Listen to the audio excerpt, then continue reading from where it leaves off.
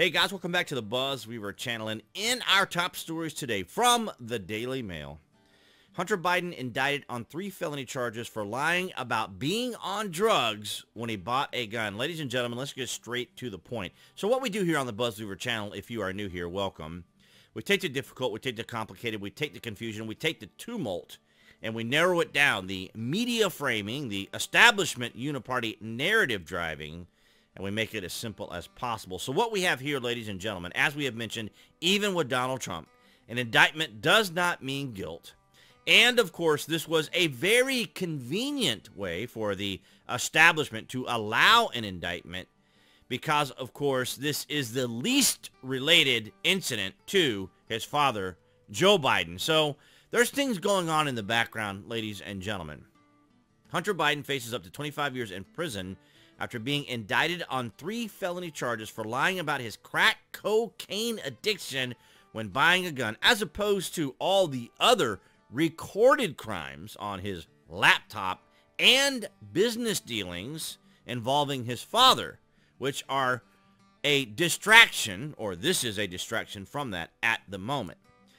In a sensational development, the first son will have to appear in court after a Delaware grand jury returned 3 charges against him, including 2 counts of false statements on his gun forms, a 4473, and 1 of possessing a firearm while addicted to illicit drugs.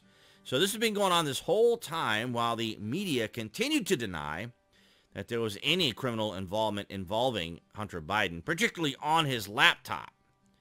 It is a shattering blow for President Joe Biden, who has stood by his son and is running for re-election in 2024. Ladies and gentlemen, in case you weren't aware of it, Joe Biden will be running for re-election in 2024, and despite what's happening to Hunter Biden, the Establishment Uni-party is the one who's actually in control of all of this and essentially allowed it to happen. Now, of course, it's a bit of exaggeration and sensationalizing on my part. Of course, I must take responsibility for that bias outline. But ladies and gentlemen, the move by Special Counsel David Weiss is a significant escalation in his investigation into the president's son for gun and tax crimes, which is still going on, but is not going to have as much of an impact, I don't think, on Joe Biden and his reelection. However, things are going pretty south for the current establishment-appointed surrogate Uni-party president.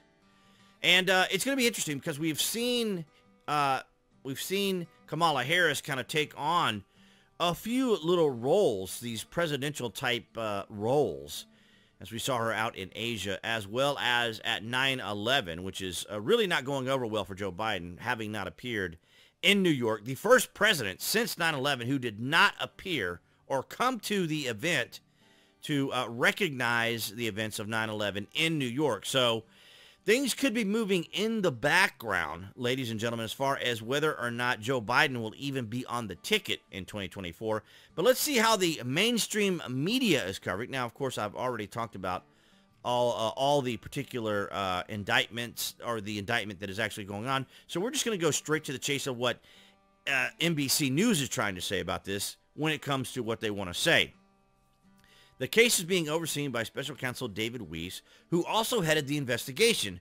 Weiss is a Trump appointee who was kept on as U.S. Attorney for Delaware because of the sensitive and unique nature of the investigation into a president's son by the Justice Department, a part of the executive branch headed by the President, U.S. Attorney General Merrick Garland. Wow, weaponized Garland. Named Weiss special counsel in August as negotiations over the tax and gun charges collapsed. That's right. They could not. So they were trying to work out some sort of a deal that just didn't work out for Hunter Biden because, of course, they had all of these backdoor deals that were going on, and the judge wouldn't allow it. So thankfully, at least in some respects, our legal system is working correctly, although we've seen an overt, absurd, weaponized legal system being used against Donald Trump. Weiss's investigation was opened in 2018, the year before Joe Biden announced his candidacy for president, according to a source familiar with the inquiry, and focuses on younger Biden's finances. Oh, I'm sure this is going to be a rather interesting story as it develops, because Make no mistake, ladies and gentlemen, the Establishment Uni-party is going to ensure that Joe Biden is as insulated as possible unless they deem him unworthy to continue on as their surrogate, and quite possibly could use this to open the doors into other sorts of investigations between Hunter Biden and Joe Biden. We'll have to keep an eye on it. So, of course, you want to make sure that you are subscribed here to the BuzWeaver channel, of course, ladies and gentlemen. But I do want to thank all of you guys across New Tech as well as here on YouTube for your guys' continued support. And that was our top stories for today. So appearing there on the screen, that would be the channel icon. You guys can click on to subscribe as well as notifications. That way you know when there's content here on the channel. And I'll see all you guys in the next video.